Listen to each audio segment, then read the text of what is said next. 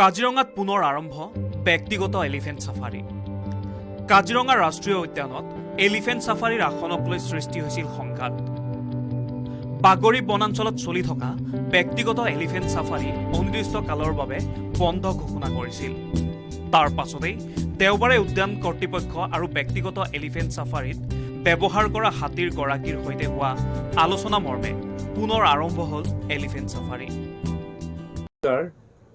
যোৱাকালি ব্যক্তিগত হাতী ছাফাৰীৰ ওপৰত যিটো পৰিৱেশ সৃষ্টি হৈছিলে, আজি বিভাগীয় বিষয়াসকলৰ লগত আমি বহি সেই পৰিৱেশটো আমি শেষ কৰিলোঁ আৰু অহা কালিৰ পৰা আমাৰ বাগৰিত ব্যক্তিগত হাতী ছাফাৰী হ'ব। আৰু তেখেতসকলে আমি যিখিনি ডিমাণ্ড দিছিলোঁ সেইখিনি গোটেইখিনি মানি লৈছে। তেখেতসকলৰ ডিমাণ্ডখিনি আমি মানি লৈছোঁ। তেনেকৈ গোটেইখিনি আজি সমাপ্ত হৈছে। আৰু এই ক্ষেত্ৰত আমি আমাৰ মাননীয় মুখ্যমন্ত্ৰী ডাঙৰীয়াকো ধন্যবাদ জনাইছোঁ। তেখেতেও এটি বিশেষ পদক্ষেপ গ্ৰহণ কৰাৰ কাৰণে। আৰু কথা হ'ল, আজিৰ পৰা আমি বন বিভাগৰ লগত সমিল মিলেৰে গোটেইখিনি কাম চলাই যাম বুলি আশা ৰাখিলোঁ।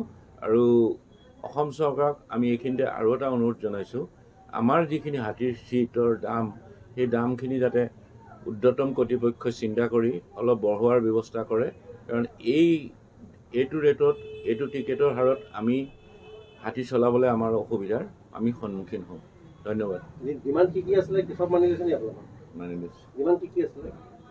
ডিমাণ্ড মানে কি আৰু আজি আমাৰ কথা হ'ল,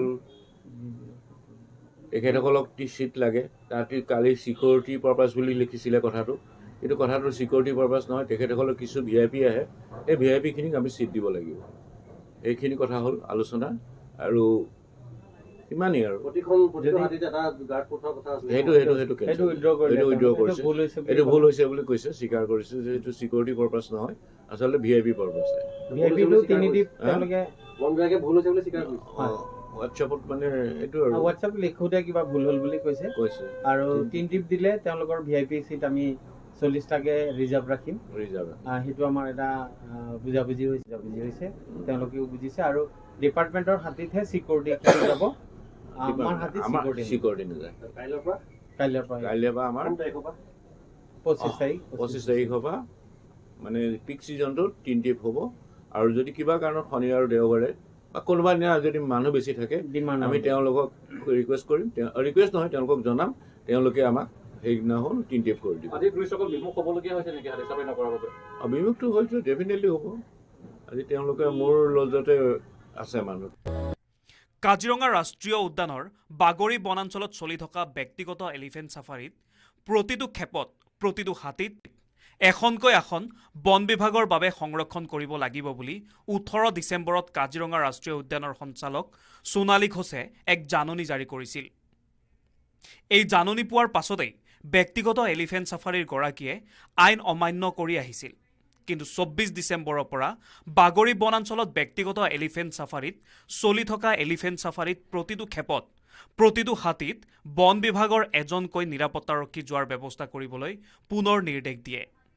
তাৰ পাছতেই ব্যক্তিগত এলিফেণ্ট ছাফাৰীৰ গৰাকীসকল ক্ষোভিত হৈ পৰে। এলিফেণ্ট ছাফাৰী সন্থাৰ বিষয়ববীয়াই এই সম্পৰ্কে কাজিৰঙা ৰাষ্ট্ৰীয় উদ্যানৰ বন সংমণ্ডলৰ বিষয়াৰ সৈতে আলোচনা কৰিবলৈ যোৱাৰ পাছতো কোনো সুফল নোপোৱাত অনিৰ্দিষ্ট কালৰ বাবে কাজিৰঙাত ব্যক্তিগত এলিফেণ্ট ছাফাৰী বন্ধ ঘোষণা কৰিছিল।